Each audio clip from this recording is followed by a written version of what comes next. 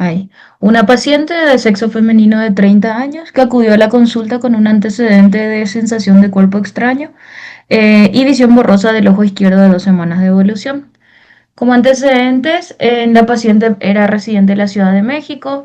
Como antecedentes patológicos personales solo refería una dermatitis atópica y tabaquismo de 2 a 3 cigarrillos por día.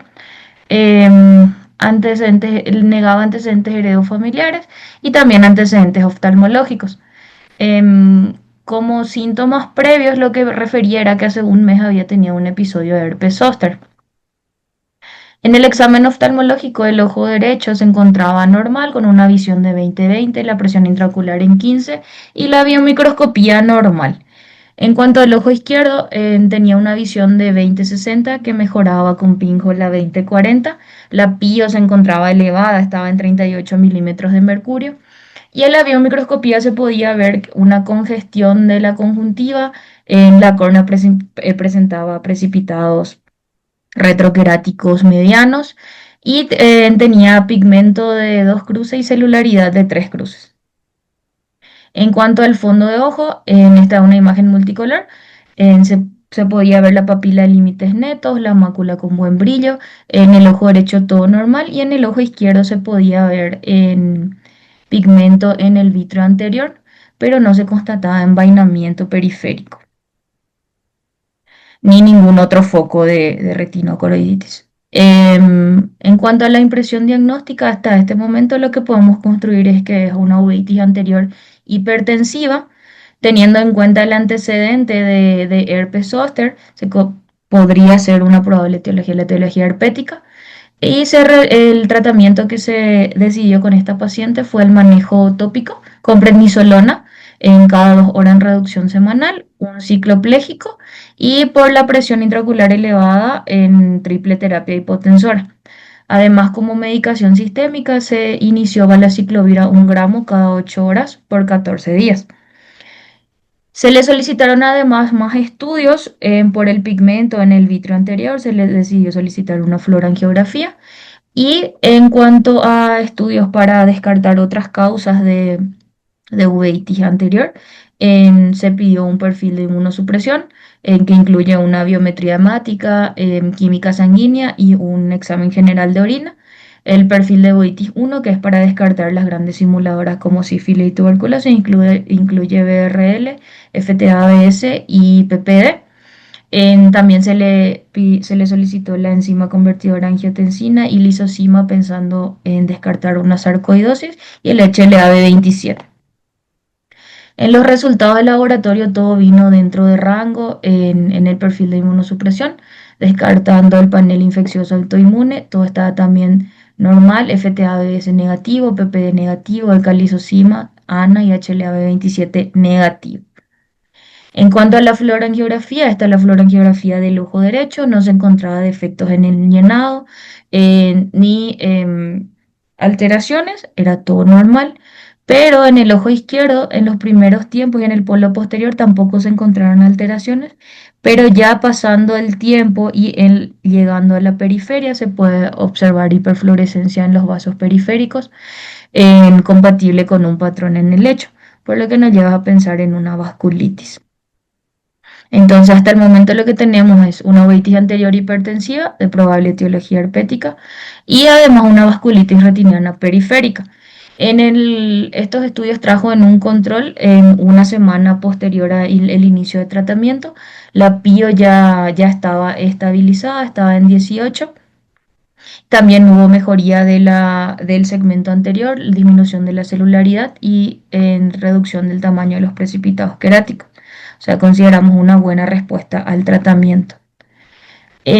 Hasta este momento, ¿por qué consideramos que el virus de varicela zóster es la etiología? Tenemos varios datos entre clínicos y laboratoriales que nos apoyan a este diagnóstico. En primer lugar, el antecedente personal de herpes. Esto siempre saca a la luz la importancia de un buen interrogatorio porque probablemente un paciente, o sea, no siempre te va a comentar que tuvo estos antecedentes hasta que se realice la pregunta correcta, entonces un interrogatorio dirigido. El cuadro es unilateral que inició con hipertensión locular, probablemente debida a la trabeculitis. en los precipitados retroqueráticos medianos, además del pigmento. También se descartaron todo, como vimos recién, se descartaron otras causas como infecciosas o autoinmunes que sean compatibles con el cuadro que presenta la paciente. Y la vasculitis periférica, que es compatible con el espectro de vasculopatía por herpes. Además, la buena respuesta clínica a valaciclovir y al esteroide tópico hasta este momento. Entonces, todo eso nos lleva a pensar que lo que sospechamos en un principio es lo correcto. Ahora, teniendo en cuenta que ahora vamos por una vasculitis, en cuál fue el manejo actual y el plan con esta paciente, se inició prednisona vía oral a 60 miligramos, que vendría a ser 1 miligramo kilo peso, en reducción progresiva. Ya ha completado los 14 días del valaciclovir a dosis terapéutica, se dejan dosis profiláctica, que es de 1 gramo día. El plan con ella es evaluar la respuesta clínica a la prednisona y evaluar el inicio de azatioprina como ahorrador de esteroides. Rápidamente una revisión bibliográfica sobre el herpes.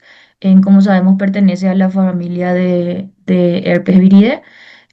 Está producido por el mismo virus que produce la varicela. Entonces lo que pasa es que hay una primoinfección y posterior a este el virus permanece latente en los ganglios sensitivos. Luego, por una inmunosupresión o alguna enfermedad crónica, ocurre una reactivación de esta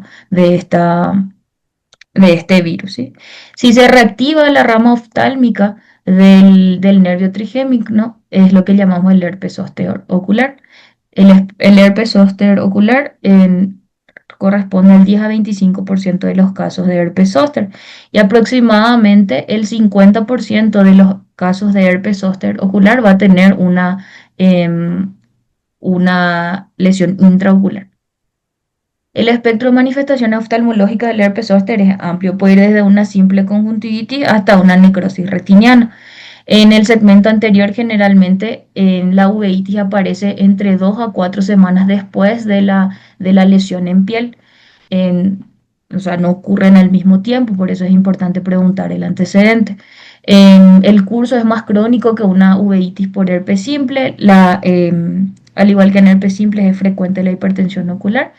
Y en el segmento posterior puede haber la retinitis dentro del espectro de necrosis retiniana, puede haber vasculitis como en esta paciente, que puede ser incluso periférica, o sea, podemos ver el polo posterior y estar conservado, pero existir una vasculitis retiniana. Y se puede presentar una vez que la presión intraocular esté controlada, o sea, una vez que ya la inflamación en el segmento anterior esté mejor. Por eso se requiere una angiografía para su detección. Entonces, ¿cuál es el mecanismo por el que se produce la vasculitis? No es simplemente la acción del virus, sino que ocurre en un primer instante, sí, hay una invasión viral directa en la que el virus de la varicela infecta las células endoteliales, produce daño en la pared vascular, pero este daño se amplifica por una respuesta inmune, o sea, tiene un componente inmunomediado. Y se produce un mimetismo molecular y liberación de autoantígenos. Y esto puede persistir, o sea, si bien la infección es como momentánea, digamos, con un buen tratamiento, el componente inmunomediado puede persistir semanas o meses después. ¿Cuál es el tratamiento? Como vimos en el caso, primero el tratamiento antiviral, que existe en varios esquemas. El que generalmente nosotros usamos en el servicio es el valaciclovir de 1 gramo cada 8 horas por 14 días. Luego se realizó un estudio multicéntrico con varios pacientes, con 527 pacientes para ser exactos, en la que se hizo un grupo control que se le dio valaciclovir y versus placebo. Entonces se vio que el beneficio es evidente de considerar un año de profilaxis en los pacientes para evitar reactivaciones, y eso se puede dar con el valaciclovir a 1 gramo día por 12 meses. Y posteriormente, en los casos en los que hay vasculitis o una lesión inmunomediada, como es el caso que vimos en esta paciente en la que hay vasculitis, entonces se pueden usar los corticoides que se tienen que reducir en reducción progresiva. Y siempre, siempre, siempre bajo una cobertura antiviral. Si la lesión persiste y ya se cumplió el ciclo de corticoides, hay que considerar los ahorradores de corticoides que se pueden usar azatioprina, metotrexato y micofenolato de mofetilo. Esto ya se elige dependiendo de las comorbilidades del paciente.